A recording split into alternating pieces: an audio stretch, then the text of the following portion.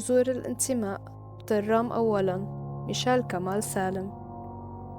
جذور الانتماء. طرام في 25/2/2025. ميشيل كمال سالم. مخطط الكتاب: الفصل الأول المقدمة، الفصل الثاني الطفولة وحب الضيعة، الفصل الثالث الكنيسة وحركة الشبيبة الأرثوذكسية، الفصل الرابع شغف الرياضة، الفصل الخامس التوثيق على مواقع التواصل الاجتماعي، الفصل السادس طرام بين الماضي والحاضر، الفصل السابع المشاكل التي تواجهها بطرام، الفصل الثامن مستقبل بطرام، الفصل التاسع الخاتمة.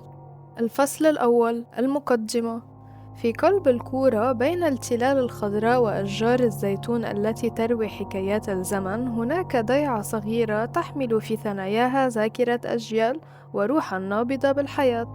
طرام ليست مجرد مكان ولدت فيه، بل هي جزء من هويتي، من طفولتي، من أحلامي، ومن كل لحظة عشتها وسط طبيعتها الساحرة وأهلها الطيبين. لطالما شعرت أن بطرام تستحق أن تحكى قصتها، أن توثق تفاصيلها، أن تحفظ ذكرياتها للأجيال القادمة. من هنا بدأت رحلتي في التقاط الصور، في تسجيل اللحظات، في البحث عن قصص الماضي بين كبار السن، وفي محاولة إحياء الذكريات التي صنعت هذه الضيعة. هذا الكتاب هو أكثر من مجرد سرد لحياتي في بطرام، إنه محاولة لجمع شتات الذكريات، لتوثيق جمال الضيعة في مواسمها المختلفة، وللتعبير عن الحب الذي أحمله لها في قلبي. سأحكي عن طفولتي بين بطرام وجبيل، عن أصدقائي الذين كبرنا معا بين الحقول والشوارع القديمة، عن المواسم التي شكلت جزءا من هويتنا، عن تفاصيل الحياة اليومية، وعن كل ما يجعل بطرام مميزة. إنه كتاب عن الأرض، عن الناس، عن الذكريات، عن الماضي الذي يلتقي بالحاضر. إنه رسالة حب لبطرام، رسالة إلى كل من عاش فيها وكل من يحبها. لا يكتمل هذا الكتاب دون ذكر عائلتي، جذوري التي أفتخر بها. العائلة هي الأساس، هي الجذور التي تمنحنا القوة، هي الحضن الذي نلجأ إليه في كل الظروف. في هذا الفصل أريد أن أتحدث عن عائلتي الصغيرة، عن الأشخاص الذين شكلوا حياتي وأثروا في شخصيتي. والدي كمال أديب سالم، رجل القانون والمبادئ. والدي هو المحامي الذي لم يكن يمارس المهنة فقط، بل كان يجسد معاني العدالة والأخلاق في كل تفاصيل حياته.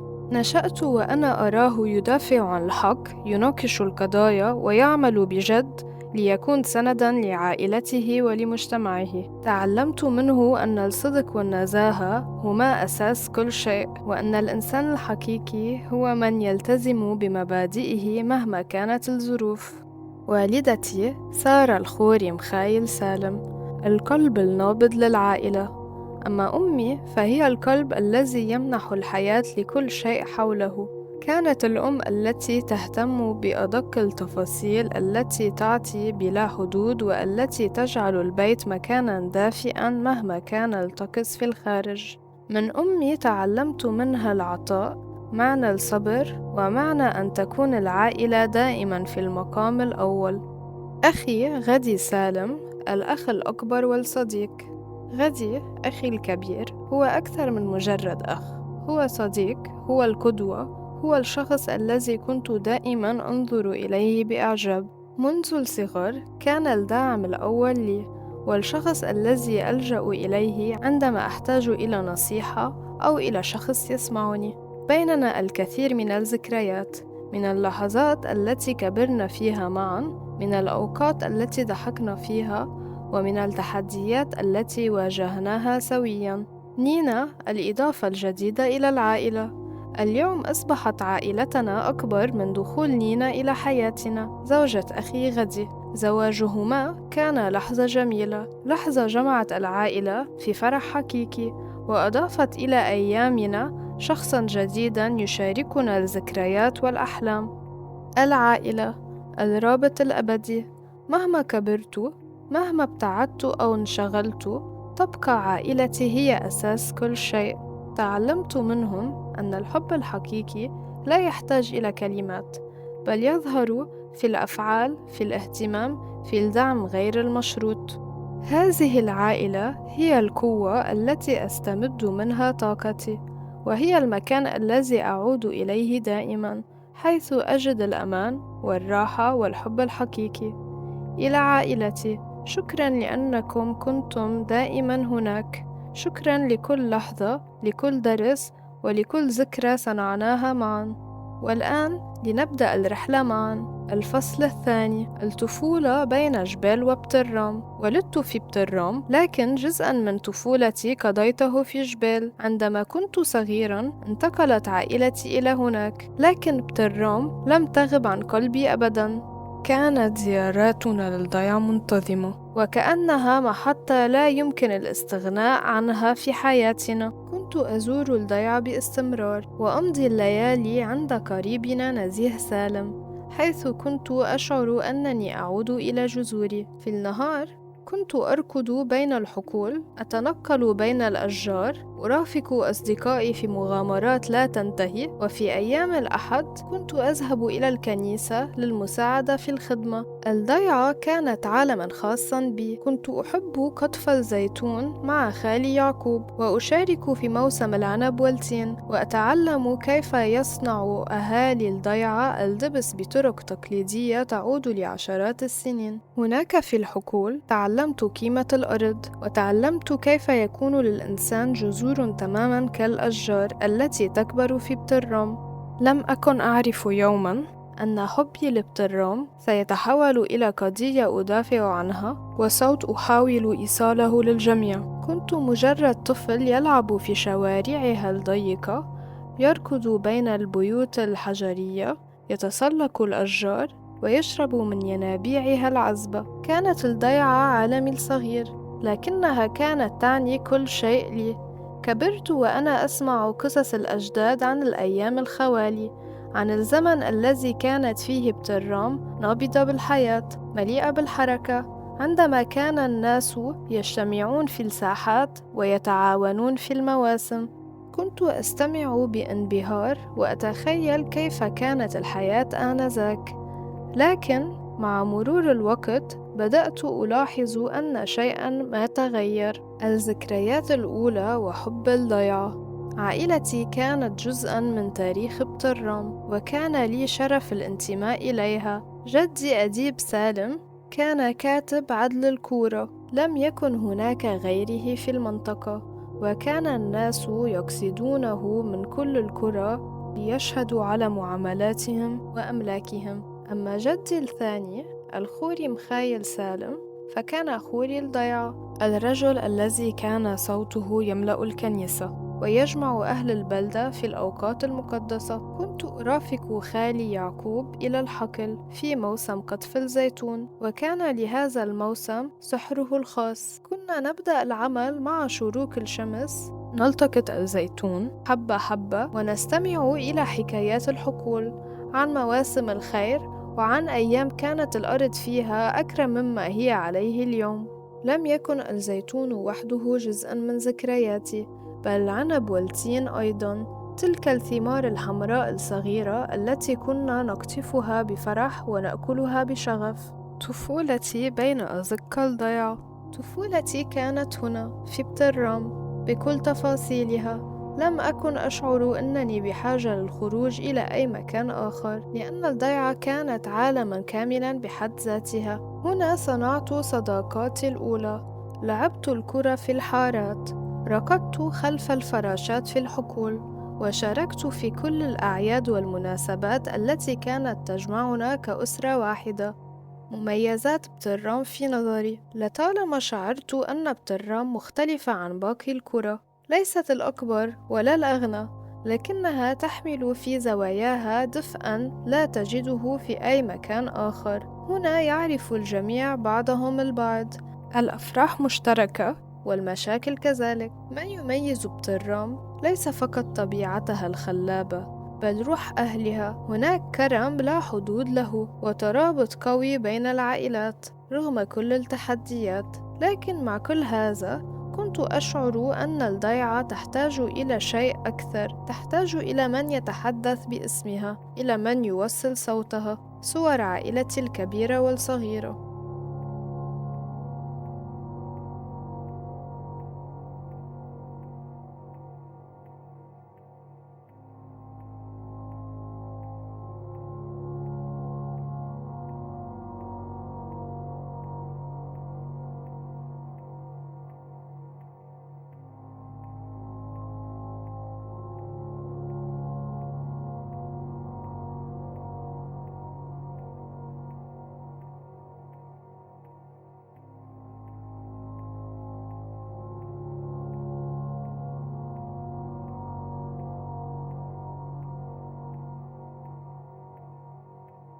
وهكذا بدأت رحلتي. الفصل الثالث: الكنيسة وحركة الشبيبة الأرثوذكسية. منذ طفولتي كان الكنيسة مكانة خاصة في قلبي. لم تكن مجرد مبنى حجري نقيم فيه الصلوات، بل كانت بيتاً روحياً نشأت فيه وتعلمت منه الكثير. كنت أخدم في الكنيسة منذ صغري، وكان لي الشرف أن أكون جزءاً من هذه الخدمة المقدسة، حيث شعرت أنني أشارك في شيء أكبر مني، شيء يمنحني السلام الداخلي ويقربني أكثر من الله. خدمتي في الكنيسة لحظات لا تنسى. كنت أقف هناك بين الأيقونات والشموع المضيئة، أستمع إلى الألحان الكنيسة التي تملأ المكان بهالة من الروحانية والقداسة. كنت أساعد في التحضيرات وأشارك في تنظيم القداديس، وأشعر بسعادة غامرة كلما ساهمت في إبقاء هذه التقاليد الجميلة حية. الكنيسة لم تكن مجرد مكان للصلاة، بل كانت مجتمعاً يجتمع الأهل والأصدقاء، مكاناً حيث يلتقي الجميع بروح المحبة والإيمان. كنت أشعر بالفخر كلما أتيحت لي الفرصة للمساعدة، لأنني كنت أشعر أنني أقوم بشيء له معنى عميق. حركة الشبيبة الأرثوذكسية، تجربة لا تنسى. إلى جانب خدمتي في الكنيسة، كنت أيضاً عضواً في حركة الشبيبة الأرثوذكسية فرع بترام، وهذه التجربة كانت مميزة جداً بالنسبة لي. كانت الشبيبة أكثر من مجرد لقاءات ونشاطات، كانت عائلة ثانية تجمعنا فيها الصداقة، الإيمان والخدمة. كنا نلتقي ونتحدث عن الإيمان، ننظم أنشطة للأطفال، ونشارك في الأعمال الخيرية التي تزرع الخير في مجتمعنا. تمثيلية عيد الميلاد، لحظة خاصة في طفولتي.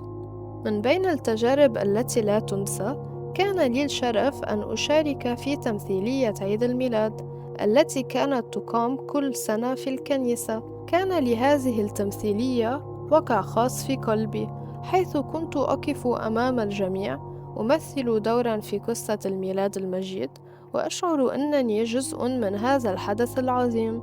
كانت الأضواء تسطع على المسرح الصغير، والابتسامات تملأ وجوه الحاضرين، وكنا نعيش روح العيد بكل تفاصيلها.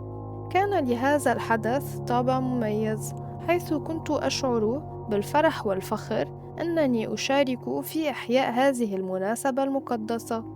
دروس تعلمتها من الكنيسة والشبيبة. هذه التجارب لم تكن مجرد مراحل عابرة في حياتي، بل شكلت جزءاً أساسياً من شخصيتي.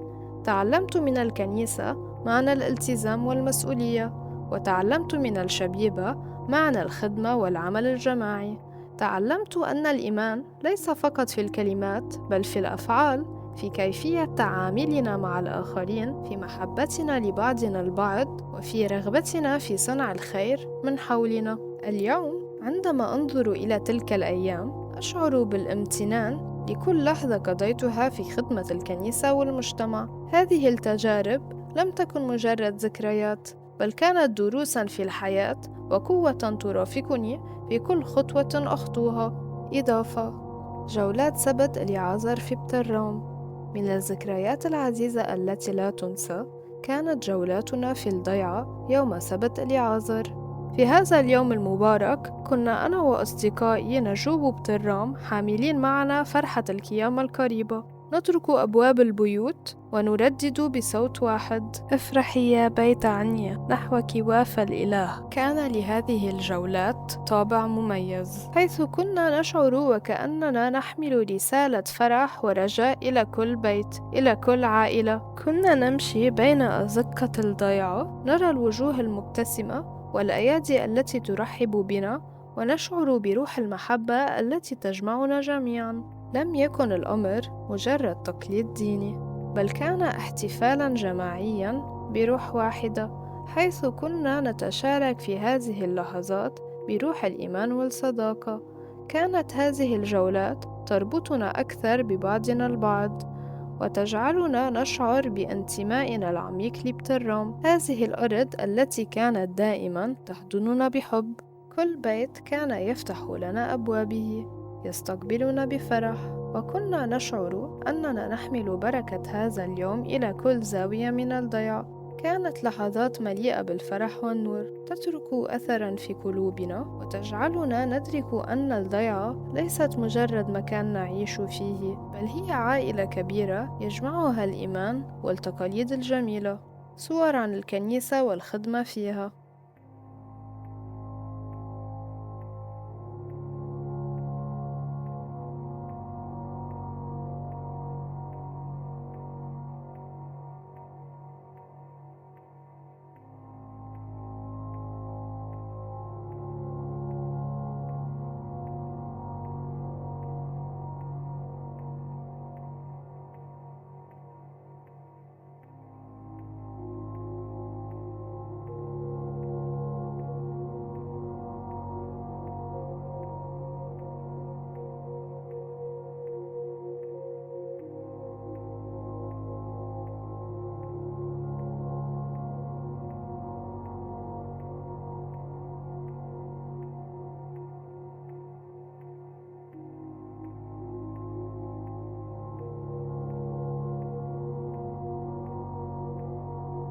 صور عن حركة الشبيبة الأرثوذكسية.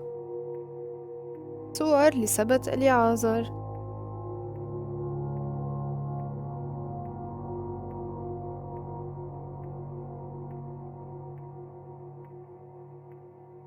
الفصل الرابع: شغف الرياضة وكرة السلة. اكتشاف الشغف. مع مرور السنوات لم تكن الضيعة وحدها شغفي، بل كان هناك عالم آخر جذبني إليه بقوة: عالم الرياضة، وتحديدا كرة السلة. كنت أشعر بطاقة لا حدود لها، بحاجة للحركة والمنافسة، وهذا ما وجدته عندما بدأت ألعب في النادي المحلي. لم يكن الأمر مجرد هواية، بل أصبح جزءاً من حياتي اليومية. كنا نلعب في الفريق، نتدرب لساعات طويلة، نخطط للمباريات، ونحلم دائماً بالفوز. كنت أشعر أن الملعب هو المكان الذي أستطيع أن أكون فيه بكامل طاقتي، حيث أستطيع أن أظهر مهاراتي وأتحدى نفسي وأثبت أنني قادر على تحقيق شيء مميز. الفرق والمباريات. كنا نشارك في البطولات ونواجه فرقاً من مناطق مختلفة، وكانت بشمزين واحدة من المحطات التي كنا نلعب فيها. لم يكن الأمر سهلاً، كنا نواجه فرقاً قوية، لكننا كنا نمتلك العزيمة والشغف الذي يدفعنا للفوز. مع الوقت استطعنا أن نحقق تقدماً كبيراً، وتمكنا من الدخول إلى الدرجة الخامسة، وهو إنجاز لم يكن سهلاً بالنسبة لنا كناد محلي. كانت تلك اللحظة من أجمل اللحظات التي عشتها في عالم الرياضة، حيث شعرنا أننا نحصد ثمار تعبنا وجهدنا المستمر. أجواء الفريق والانتصارات. كان رئيس النادي وائل ملكي يقود الفريق بحكمة، وكان يحرص على دعمنا وتوفير كل ما نحتاجه لنتمكن من التطور.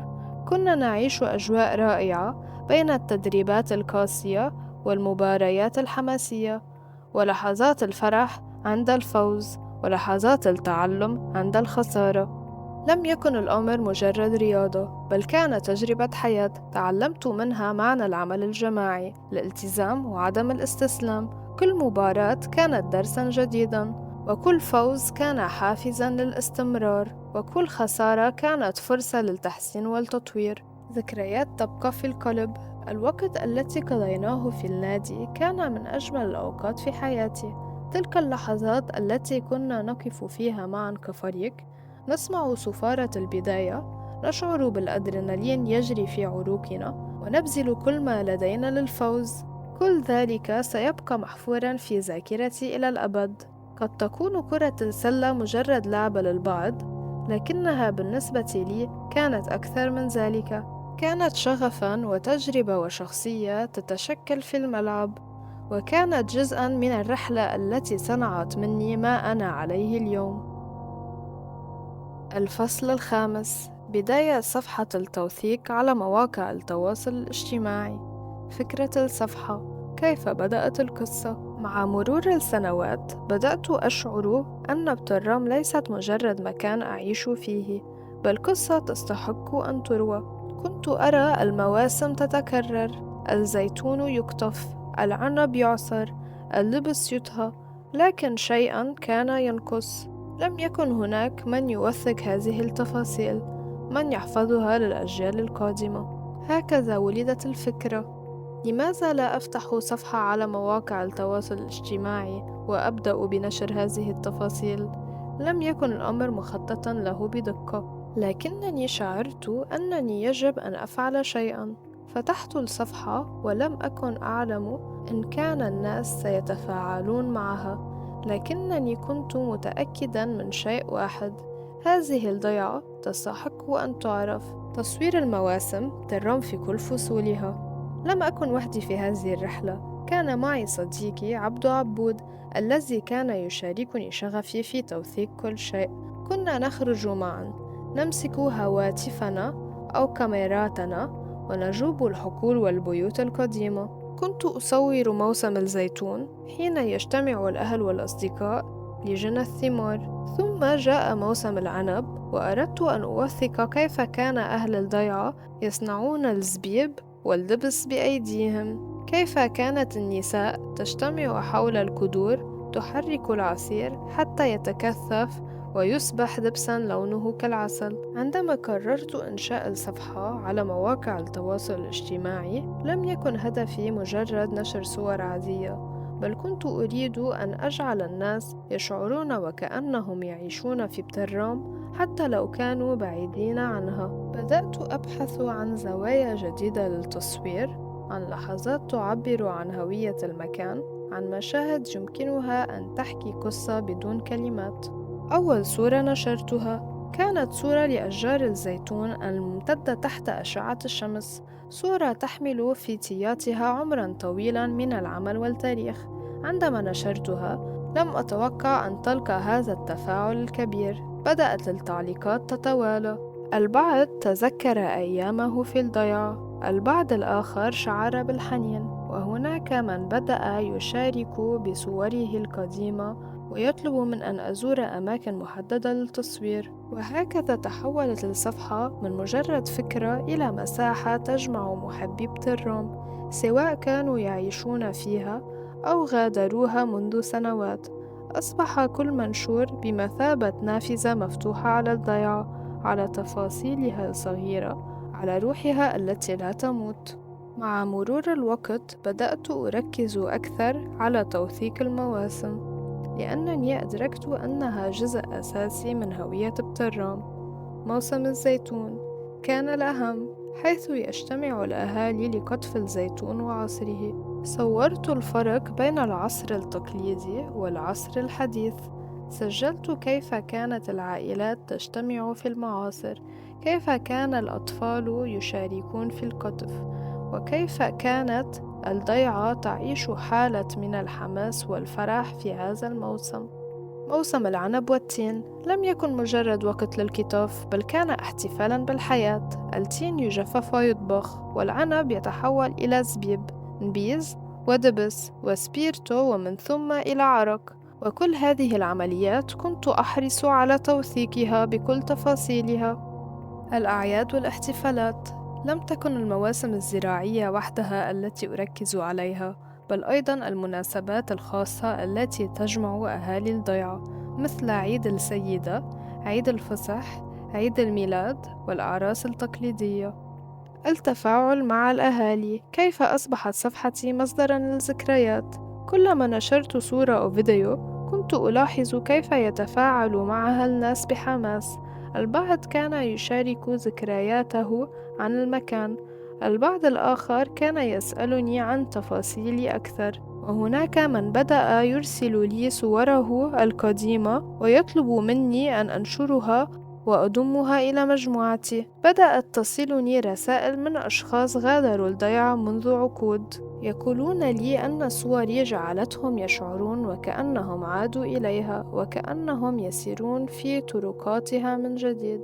كان هذا الشعور لا يقدر بثمن، لأنه جعلني أدرك أن ما أفعله ليس مجرد توثيق، بل هو إحياء للذاكرة الجماعية، وربط بين الماضي والحاضر، وبين لبنان المقيم ولبنان المنتشر. كبار السن، رواة الماضي وحراس الذاكرة. لم يكن التصوير مقتصرا على الطبيعة والمواسم، بل على الناس أيضا، خصوصا كبار السن الذين يحملون في ذاكرتهم تفاصيل ابترام القديمة. كنت أجلس مع بعضهم ومعي عبده، نطلب منهم أن يروا لنا كيف كانت الحياة في الماضي، كيف كانوا يعملون، ماذا كانوا يزرعون، كيف كانت الضيعة قبل أن تصل إليها الطرقات الحديثة وقبل أن تتغير العادات. كنت أرى في عيونهم حنينا لماضٍ لم أعشه، لكنني شعرت أنني أعرفه، أنني أراه من خلال كلماتهم. بدأ الناس يتابعون الصفحة أكثر، يتركون تعليقاتهم، يرسلون لي صورا قديمة، وكأننا جميعا أصبحنا جزءا من مشروع واحد، توثيق بترام كما لم توثق من قبل. الصفحات الجديدة، من التوثيق إلى الطموح. مع ازدياد التفاعل بدأت أشعر أن لدي مسؤولية أكبر. لم يعد الأمر مجرد صور جميلة أو قصص قديمة، بل أصبح صوتًا يعبر عن الضيعة وأهلها. بدأ الناس يرسلون لي مشاكلهم، يتحدثون عن هموم الضيعة، عن البنية التحتية، عن الطرقات، عن المياه والمجاري، عن البيئة النظيفة والتلوث. وهنا ولأول مرة بدأت أفكر: لماذا لا أكون أنا من يحمل هذا الصوت إلى مرحلة جديدة؟ لماذا لا أكون أنا من يحاول أن يحقق التغيير نحو المستقبل؟ بدأت أرى الضيعة بمنظور مختلف. لم أعد أنظر إليها فقط كذكريات جميلة أو كأماكن مليئة بالحنين، بل واقع يحتاج إلى تحسين. كنت أتساءل: لماذا لا تكون بترام أفضل؟ لماذا لا تحصل على حقها مثل باقي القرى؟ لماذا لا يكون هناك من يعمل بجد لأجلها؟ لماذا لا تكون مثالا للبيئة النظيفة؟ كيف ولدت؟ التاريخ بيحكي عنك. لم يكن من السهل تلخيص كل الحب والانتماء في كلمات وألحان، لكنني شعرت أن بترام تستحق أن يكون لها نشيد خاص، يغنى في كل مناسبة، يتداول بين أهلها، ويحفظ في قلوب الأجيال. كنت أجلس وأتأمل صور الضيعة التي التقطتها على مدى السنوات، وأسترجع ذكرياتي من الطفولة وحتى اللحظات التي قررت فيها توثيقها عبر صفحتي على التواصل الاجتماعي. بدأت الكلمات تتشكل تدريجيا، وكأنها تكتب وحدها، كأن الأرض تتحدث، كأن حجارة البيوت القديمة تحكي حكايات أجدادنا، وكأن زيتون الضيعة ينحني احتراما لكل من زرعه وسقاه. كتبت: التاريخ بيحكي عني، بالكورة اشتهر اسمي، بدي أتغنى بمجدي وأشكي لأهلي وللزمان. كنت أريد أن أجعل كل كلمة تنبض بالحياة، أن تكون معبر عن كل زاوية في الضيعة، عن كل شخص ساهم في صنع تاريخها. بعدما كتبت الكلمات شعرت أن الأغنية بحاجة إلى لحن يليق بها، لحن يحمل روح الضيعة، يعبر عن ترابها وهوائها، عن سهرات أهلها، عن صباحاتها المليئة براحة القهوة وصوت الأجراس. عملت على اختيار الألحان المناسبة، واستشرت بعض الأصدقاء حتى وصلت إلى النغمة التي شعرت أنها تجسد روح بترام. عندما سجلت الأغنية للمرة الأولى شعرت بقشعريرة تسري في جسدي. كنت أسمع صوتي يروي قصة الضياع، كأنها رسالة حب أرسلها لكل من يحب هذه الأرض. تفاعل الناس والأثر العميق للأغنية.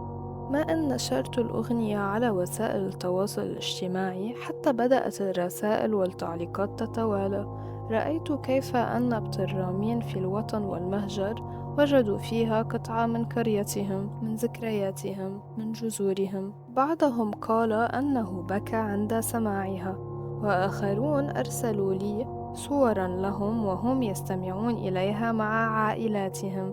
لم أتوقع أن تترك هذه الأغنية بصمة بهذا الشكل، لكنها أكدت لي شيئا واحدا: ترام ليست مجرد ضيعة، أنها روح تسكن فينا جميعا، وأغنيتي كانت مجرد صوت لهذه الروح. اليوم كلما سمعت أحدا يردد كلمات الأغنية أشعر بفخر كبير، أشعر أنني نجحت في توثيق شيء من تاريخ بترام، ليس فقط بالكلمات والصور، بل أيضا بالموسيقى التي ستبقى خالدة في ذاكرة أهلها وأحبائها.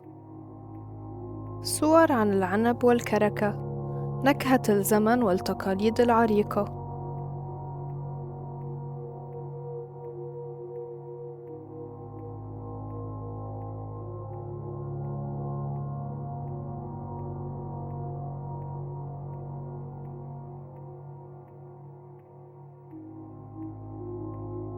صور عن عصير العنب، البداية الأولى للنبيذ.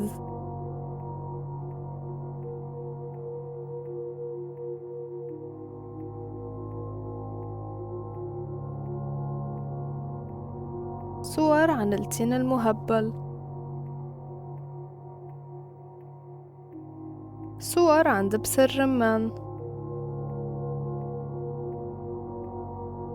صور عن الزيتون، بركة الكرة وتاريخها الحي.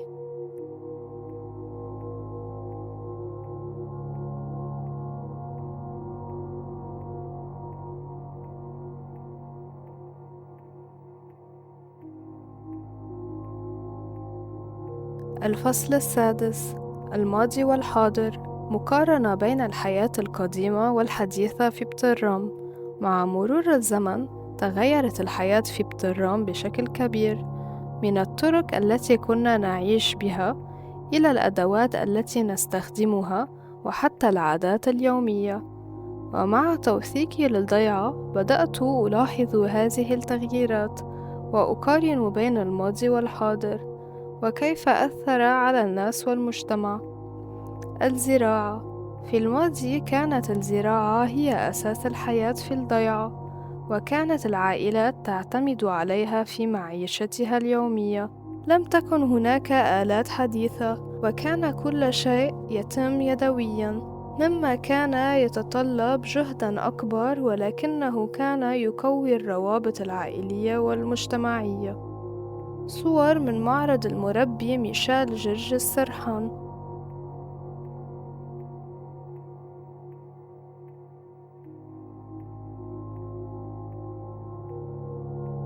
اليوم أصبحت الزراعة أقل انتشاراً، وبدأت التقنيات الحديثة تحل محل الأساليب التقليدية، مما قلل من التفاعل الجماعي التي كان يحدث أثناء القطاف والعصر. العادات والتقاليد. قديماً كانت الحياة بسيطة، وكانت العائلات تجتمع دائماً لتناول الطعام معاً، ويتشارك الجميع في أعمال الزراعة والتجارة. اليوم أصبح الناس أكثر انشغالاً بالحياة العصرية، وبدأت بعض العادات تختفي تدريجياً. رغم ذلك ما زال هناك تمسك ببعض التقاليد الجميلة، مثل الاحتفال بالمواسم والمناسبات الدينية والاجتماعية. العلاقات الاجتماعية. قديماً كان الجميع يعرف بعضهم البعض، وكانت الأبواب مفتوحة دائماً للجيران والأقارب. كانت الأفراح والأحزان مشتركة بين الجميع، وكان للضيعة روح جماعية قوية. اليوم أصبح التواصل أكثر عن طريق الهاتف ووسائل التواصل الاجتماعي، مما غير من طبيعة العلاقات، لكنه لم يلغى تماماً بناء البيوت والهندسة المعمارية. البيوت القديمة كانت تبنى بالحجر والطين، وكانت تصمم لتكون متناسقة مع الطبيعة بسطوحها المسطحة ونوافذها الكبيرة. اليوم أصبحت البيوت تعتمد على الخرسانة والحديد، وتغيرت التصاميم لتكون أكثر حداثة، لكن بعضها ما زال يحافظ على الطابق التقليدي. تأثير التكنولوجيا على الحياة اليومية: في الماضي لم يكن هناك كهرباء أو مياه جارية في كل المنازل، وكانت الحياة تعتمد على الطبيعة بشكل كامل. اليوم أصبح كل شيء أسرع وأسهل، ولكن في المقابل فقدنا جزءاً من التواصل العميق مع الأرض والطبيعة. الفصل السابع: المشاكل التي تحتاج إلى حل.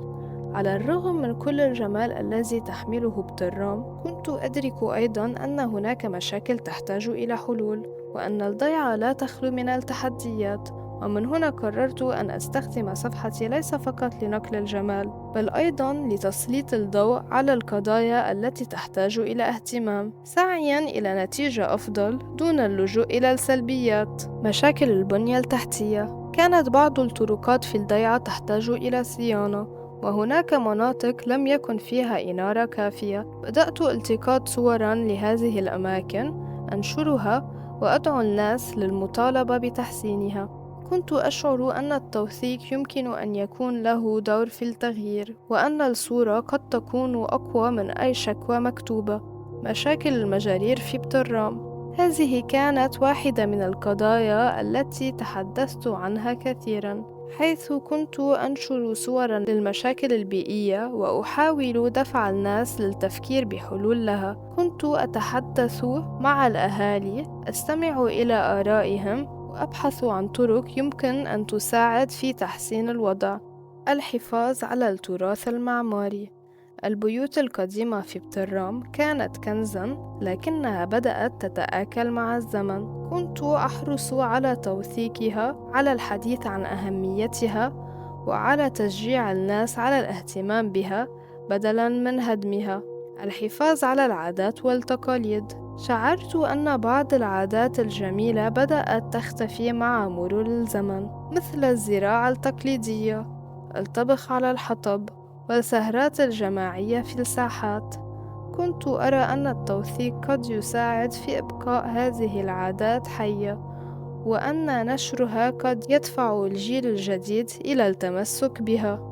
بعد أن أصبحت صفحتي معروفة وأصبح الناس تتفاعل معها، بدأت أشعر أن لدي مسؤولية أكبر. كنت أريد أن أفعل المزيد، أن أعمق التوثيق، أن أجعل الصفحة أرشيفاً حياً لكل ما يخص بترام. كنت أضع خططاً لمشاريع جديدة، أفكر في كيفية توسيع نطاق التوثيق، وكنت أتساءل: كيف يمكنني جعل الناس أكثر تفاعلاً مع هذه الفكرة؟ كيف يمكنني إشراك الجيل الجديد في الحفاظ على تراث الضيعة؟ الفصل الثامن: المستقبل. كيف يمكننا الحفاظ على هوية بترام؟ مع كل هذه التغييرات، بدأ يراودني سؤال مهم: كيف يمكننا الحفاظ على هوية الضيعة رغم التطور السريع؟ دور التوثيق في حفظ التراث: من خلال توثيق الصور والفيديوهات، يمكننا الحفاظ على الذكريات الجماعية للضيعة ونقلها للأجيال القادمة. هذه الصور لا تظهر فقط كيف كانت الضيعة قديماً، بل تعيد إحياء القصص والتقاليد التي كادت أن تضيع. أهمية إحياء العادات القديمة: يمكننا تشجيع الناس على إعادة إحياء بعض العادات الجميلة، مثل تنظيم أيام القطاف الجماعية كما كان يحدث في الماضي، إقامة مهرجانات تراثية تعرف الأجيال الجديدة بأساليب الحياة القديمة، إعادة استخدام بعض طرق البناء التقليدية للحفاظ على طابق الضيعة، والمحافظة على البيوت التراثية المعروفة بالضيعة باسم المربعات. السياحة الريفية فرصة للنمو والتطوير: يمكن أن تصبح بترام وجهة سياحية للأشخاص الذين يرغبون في اكتشاف الحياة الكريوية والاستمتاع بالطبيعة. يمكن تطوير مشاريع مثل بيوت الضيافة التي تستقبل الزوار وتعطيهم تجربة العيش في الضيعة، مسارات للمشي في الطبيعة تمر عبر الأماكن التاريخية والمناظر الجميلة، ورش عمل زراعية لتعليم الناس عن طرق الزراعة القديمة. دور الشباب في تطوير الضيعة. الشباب هم مستقبل بترام، وهم القادرون على الموازنة بين الحداثة والتقاليد. يجب أن يكون هناك دعم للمشاريع الشبابية التي تعزز من التواصل بين الأجيال وتحافظ على روح الضيعة. وما قررت أن أقوم به شخصياً، سأستمر في توثيق كل ما يتعلق بالضيعة ونقل قصصها للعالم. سأحاول العمل على مشاريع تعزز الارتباط بين الناس والضيعة، سواء من خلال الصور أو الفعاليات أو المحتوى الرقمي. سأشجع الأصدقاء والمجتمع على المشاركة في هذا العمل حتى نحافظ على بترام كما نحبها. صور عن المربعات والبيوت القديمة.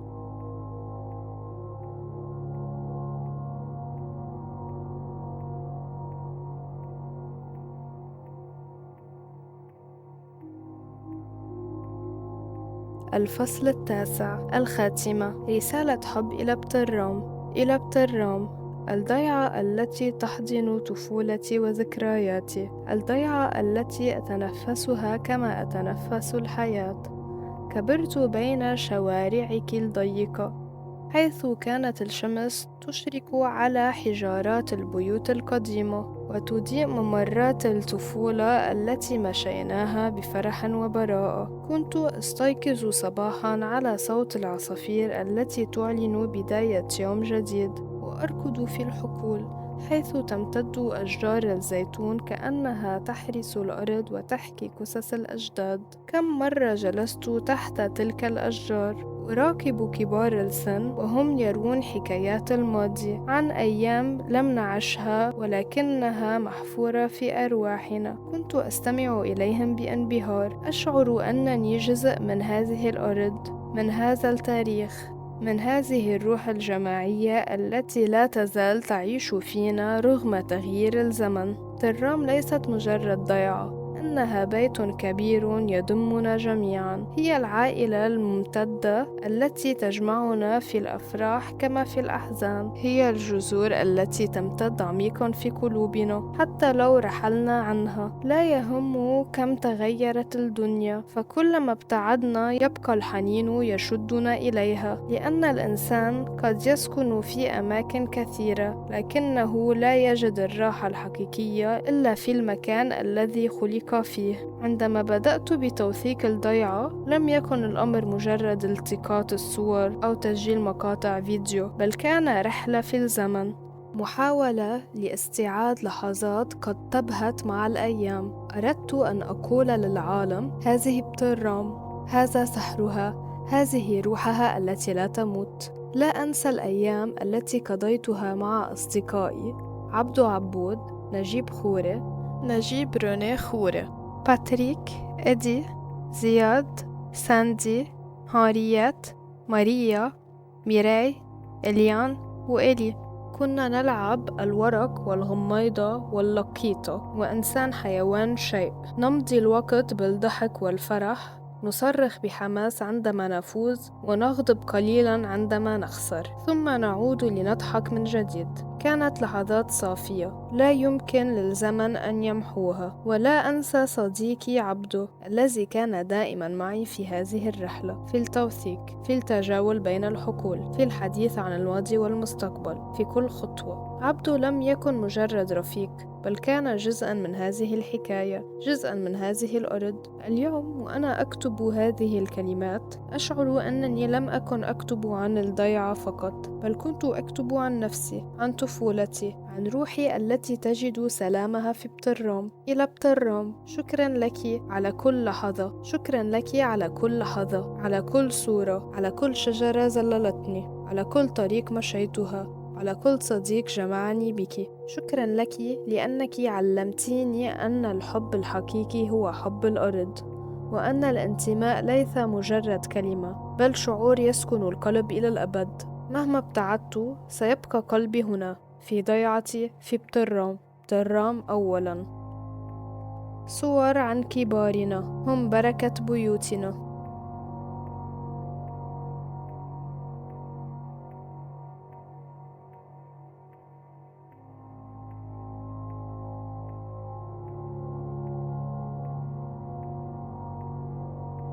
صور عن أول الربيع في بترام، لوحة من الجمال والحياة.